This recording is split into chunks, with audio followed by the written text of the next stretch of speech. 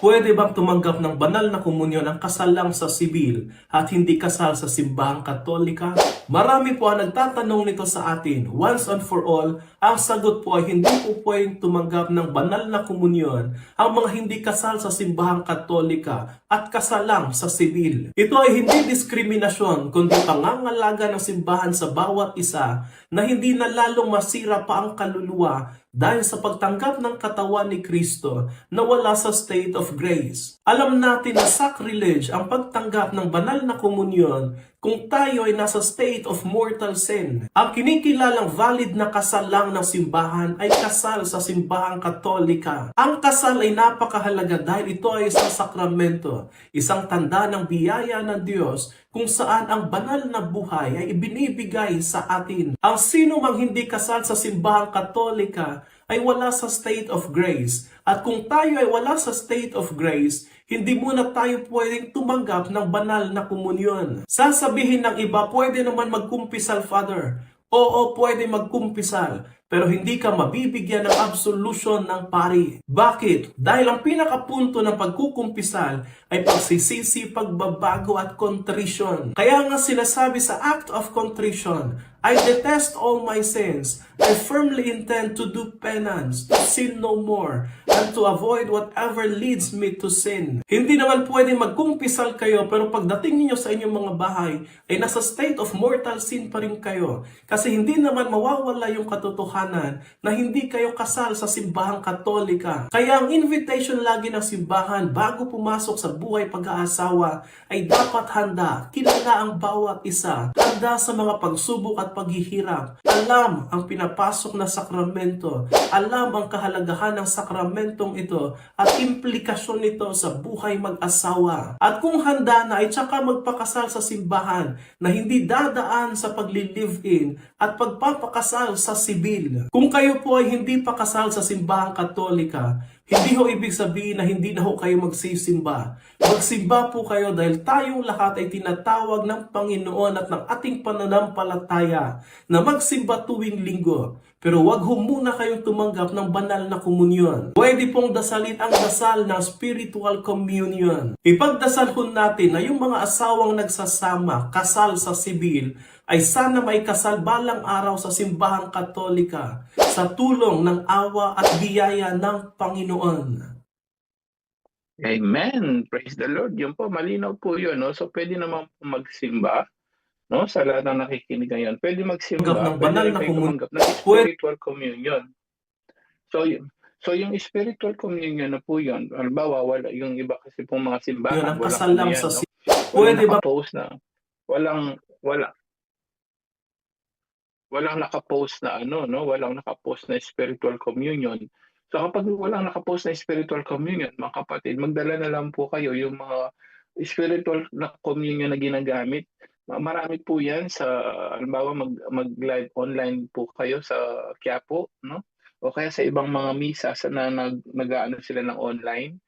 I-slash nyo po yung spiritual communion doon. Pag nagsisimba kayo, doon sa simbahan po, no? Doon sa simbahan na walang spiritual communion, yam na lang po ang idasal nyo. Wag po kayo mag-receive ng banal na Eucharistia na nakakatakot kasi yung kasalanan natin dito, ayun, sabi ni Father, no? At least pari na po to, hindi na po kami at least kahit pa paano kapani-paniwala na ito. So para po sa lahat, no, mag-ano kayo ng spiritual communion pero wag po kayong mag-receive nito. At ito po ay nasa katekism ba natin? Unang-una, ulitin lang natin yung sinabi ni Father nasa katekism ba o unahin muna natin sa katekism. Bro Jando, ulitin natin ulit para naman mas mapatibay pa po natin yung sinabi ni Father. Nasa turo ba ng simbahan ito? Bakita natin, Bro Jando, yung ano natin, yung sa catechism natin about tungkol sa sinabi ni Father.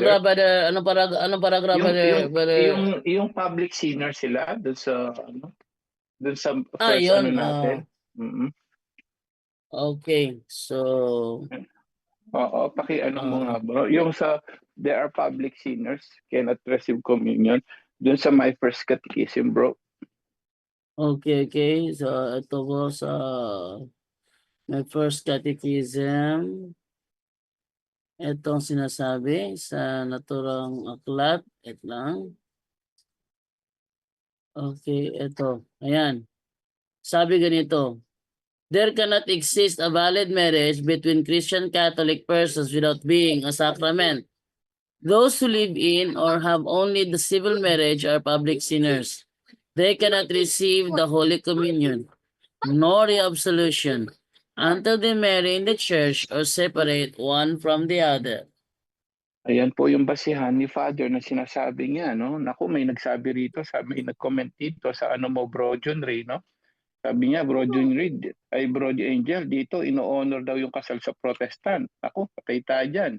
At pwedeng tumanggap ng Christian rights daw. So, nakakatakot yon, no? So, pang Protestant, hindi ano yan, no?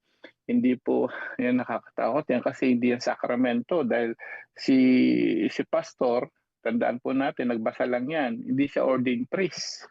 Ang mga ordained priest, bakit sila lang po pwede magkasal? Sinabi ni Jesus kasi mismo yun, no? Matthew 18:18.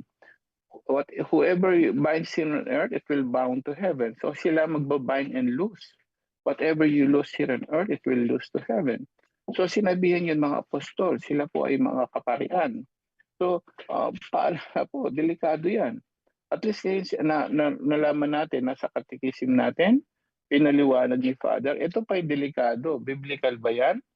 Yes, tingnan nga po natin. Unang Korinto, bro, para pagpapatibay sa atin, 11:27 to 30 po. Ito, pakinggan nyo, biblical ba to? Tingnan natin, no?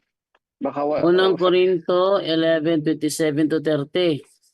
bro, Ito no? So, sinasabi, maliwan Kaya- po to, kaya ang sino mang kumakain ng tinapay at umiinom sa kopa ng Panginoon sa paraang di nararapat ay nagkakasala sa katawan at dugo ng Panginoon. Kaya dapat siyasatin ng tao ang kanyang sarili bago siya kumain ng tinapay at uminom sa kopa. Sapagkat ang sino mang kumakain at umiinom ng hindi kinikilala ang kahalagahan ng katawan ng Panginoon ay kumakain at umiinom ng kahatulan laban sa kanyang sarili. Siyan ang dahilan kung bakit mahihina at sakitin ng marami sa inyo at may ilan ngang namatay na. Kaya ang sino mang kumakain ng tinapay at umiinom ng kopa ng Panginoon sa parang di nararapat. So biblical. Hindi ka nararapat kasi live-in ka. Ay nagkakasala ka sa katawan at dugo ng ating Panginoon. Nagkakasala ka kay Jesus. Napakalinaw po niya. Napakatibay nitong Bible verse natin, no? Biblical base ito. Ito yung katawan at dugo ni Kristo. Ito po yung banal na Eucharistia, kapatid. Kung nakikinig ka man ngayon, isishare ito ng mga kamag-anak nyo, ito po yung paliwanag ni Father kanina. Nasa katikisim na, nasa Biblia pa. Kaya't sabi rito, sa 28, kaya't dapat sisiyasatin ang taong kanyang sarili bago siya kumain ng tinapay at uminom ng kopa. Yan. Ito po yung tinatawag natin banal na Eucharistia, consecrated host, pari lamang ang pwede mag-consecrate. Biblical yun eh. O bakit yan nagkakasala? Alin yun? Yun yung sa banal na communion. Pansinin niyo yung sabi, siyasatin mo. So hindi ka pwedeng, ibig sabihin, hindi ka pwede pong mag-communion. Siyasatin mo muna yung sarili mo bago ka kumain ng tinapay. Yun yung banal na Eucharistia, nagiging katawan at tugo ni Kristo yung kapatid. Talagang literal na tinapay, yes, nagiging literal na katawan ni Kristo yun. Sapagkat ang sino kumakain at umiinom, pansinin nyo, no, nang hindi kinakilala ang kahalaga ng katawan ng Panginoon. Sapagkat ang sino man kumakain at umiinom nang hindi kinikilala ang kahalaga ng katawan ng Panginoon. Alin yun? Yung tinapay, naging katawan ng Panginoon. Wala sa inyo yan. Ay kumakain, see? May pagkain, may tinapay at umiinom na kahatulan laban sa kanyang sarili. Yun yung banal na Eucharistia, mga kapatid. So, napakalinaw niyan. Kasi hindi mo kinikilala kahalagaan ng katawan ng Panginoon. Ano yun? Yung tinapay yun. Ang tawag doon, transubstantiation.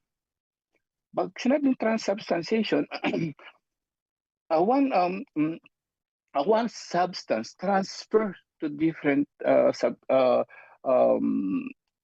two different substance. Yun ay magiging magmula tinapay, magiging katawan at dugo. Sabi nga ni Jesus, ito ang aking katawan na inihahandog para sa inyo. Pag sinabing ito ang aking katawan, pwede ba niyo maging katawan yun? Yes. Diyos siya. Kaya nga po yung lahat mo nakikinig kaya na tingnan mo, kaya nga po yung tubig Tubig ordinary ginawa niyang alak.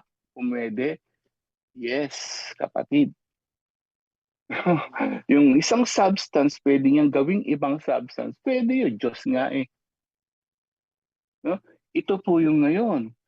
So, lahat na nakikinig ng mga Katoliko, ito nga po yung dahilan, kaya hindi nga po pwede.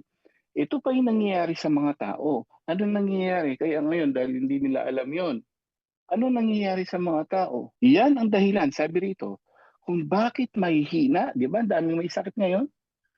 Hindi po ba? Ang dami kaya may sakit ngayon. Lalo na sa mga Katoliko na nagsisimba, nagko-communion na hindi karapat-dapat. Yan ang may, kung bakit may hina at sakitin ang marami sa inyo. Ayan, paliwanag, eksakto po, biblical verse yung sinabi ni Father kanina. Kaya marami sakitin lang ngayon. Imaginein mo sa mga walang banal na Eucharistia, once a is, basahin mo lahat yun tungkol yun sa banal na tinapay na banal na Eucharistia na nagiging katawan at dugo ni Jesus. Tinapay yun, nandun yun. Ang hindi kumain ng aking katawan, sabi ni Jesus, hindi ka magkakaroon ng buhay na walang hanggan. So dito ang sabi niya, kaya may hina. Ano pa sabi niya? Sakitin at may ilan sa inyo mga namatay na. Ano yung mga namatay na nagkasala ng sacrilege? Kasi pansinin po natin itong nasa Biblia mismo. Hindi ordinaryong tinapay yan. Yan yung banal na hostia na wala sa ibang sekta. So, totoo ba yung sinabi ni Father? Sinasabi natin at sinasabi ng Catechism? Yes, ayan, no? Hindi pwedeng hindi ka karapat-dapat, kaya hindi po pwede ang civil at yung mixed marriage, yes, may nag-comment, yes, yung mixed marriage, yung ano lang, sa marriage nyo po, sa kasal nyo, pwedeng sumubo pa yung protestante mong asawa Pero later on po nun, kapag hindi siya na-convert ng Catholic, hindi siya pwede magsubo, ikaw lang nakasal ka sa mixed marriage, ikaw na Katoliko. Okay, so yun po yung linawin natin doon. Kaya marami sa inyo sabi, may ilan sa inyo namatay na. Namatay sa kasalanan ng grave sin na malaking kasalanan. Actually, mortal sin na nga ang tawag doon At kapag panghuli, ito po, pakinggan nyo, sana ma-share nyo to. Kapag nakamatayan nyo yan, subo kayo na subo ng ostya na hindi karapat-dapat. Ayon sa Biblia, ayon kay Father, sa Biblia, sa Catechism. Anong mangyayari, Bro Jando? Catechism 1035, last po tayo. Kapag nagtuloy-tuloy yung ginagawa nyo, nakamatayan nyo yan, anong mangyayari? Kaya dapat stop Ngayon, nyo na ito 10:35. Yes, bro, ng Catechism natin. Anong mangyayari sa inyo? Lalo na yung Tignan mo na walang loading pa siya. Okay. Ito sinasabi sa 10:35. Yan. The teaching of the church affirms the existence of hell and its eternity. Immediately after death, the souls of those who die in a state of mortal sin descend into hell, where they suffer the punishments of hell, eternal fire. Ano sabi po diyan? Isang mortal sila, pag nakamatay mo, immediately you will go to hell. Hindi po biro-biro ito. Immediately you will go to hell. So yung paglilipin natin, mortal sin na, pagkatapos yung civil din ay mortal sin na dahil hindi po yun sakramento. Dahil sa gobyerno lang valid yun, hindi po sa simbahan. So, habang ginagawa niyo yun, nagtatalik kayo, fornication pa rin yun, that's mortal sin. Magsusubo pa kayo ng banal na ostya, sakrilegyo yun. Sin of sacrilege, which is a grave sin, mortal sin. Palagay nyo, nagdodoble ang mga mortal sin o hindi? Doble-doble yun. Ano sabi po ng katikisim natin? Kapag nakamatayan niyo yan, immediately you will go to hell. Natakot na po tayo. Ang dami kasi matitigas ng ulo hanggang ngayon. Pagka hindi ka kumain naman yun, ba, karapat-dapat ka. Pero kapag hindi ka naman nagsisimba, anong mangyayari? Juan 6:53, sabi ni Jesus, tingnan natin. Last verse ito, galing sa bibig ni Jesus, Juan 6:54, bro. 53. Ano yung Juan Juan 6:53? Yes, bro. Okay, ito naman sa 6:53 ng Juan. Ito sinasabi. Sinabi ni Jesus, pakatandaan ninyo, malibang kainin ninyo ang laman ng anak ng tao at inumin ang kanyang dugo, hindi kayo magkakaroon ng buhay. Hindi ka magkakaroon ng buhay. Hindi ka magkakaroon ng buhay. Yun ay bago-bago ano yan. Alin ba yan? Hindi nga naintindihan ng mga tao yan. Kasama si bro. Hindi niya naintindihan yan. Hindi niya naintindihan yan. Ano ba yan? Kaya kahit ang mga tao hindi naintindihan, umalis nga sila doon. Ang dami nga nagtisi talikod eh. Pero pakakainin katawan, pinaliwanag yan mismo sa Last Supper. Last verse, unang misa, Mateo 26:26, bro Jando. Ito yung sinasabi niya, which is banal na Eucharistia. Unang misa yan, bro, di Jesus mismo, no? Ang Ano yung bro? Ano yung bro? Anong talata? Mateo 26:26. Ito yun. 26:26 ni Mateo. Ito sabi, habang sila'y kumakain, dumampot si Jesus ng tinapay at matapos ng pasalamat sa Diyos ay pinagati-hati niya yon. Ibinigay sa mga alagad at sinabi, kunin ninyo ito at kainin, ito ang aking katawan. Ito ang aking katawan. Yun na sinasabi niya. Utos yan, Brother Angel, utos yan. Utos nga. Utos na hindi ginagawa ng... Exactly. Akala nung una, siyempre pansinin nyo na, 1:6 lang yun eh, during that time, no? So bandang una pa yun, nagpe-preach pa siya eh. Wala pa sa Last Supper.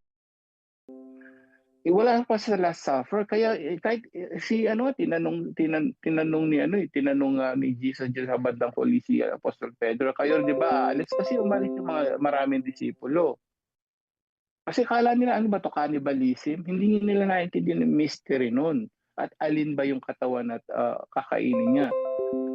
Tinanong yung mga apostol, ano sinabi ng mga apostol? Pedro, ba't kami aalis? Nasa sa iyong buhay. Kahit hindi nila naintindihan, importante, naniniwala sila sa sinasabi ni Jesus. Kasi may kasabihan tayo, no? For those who doesn't believe, no? Tandaan po natin, any explanation, no? Is not enough kahit gaano karami. Pero those who believe, no explanation needed.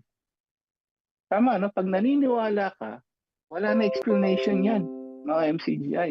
Pero pag hindi ka naniniwala, kahit anong paliwanag mo, hindi sapat. Yan po yun. Pagdating sa Last Supper, sinabi niya, gawin niyo ito. Ng pag-alala sa akin at ito ang aking katawan.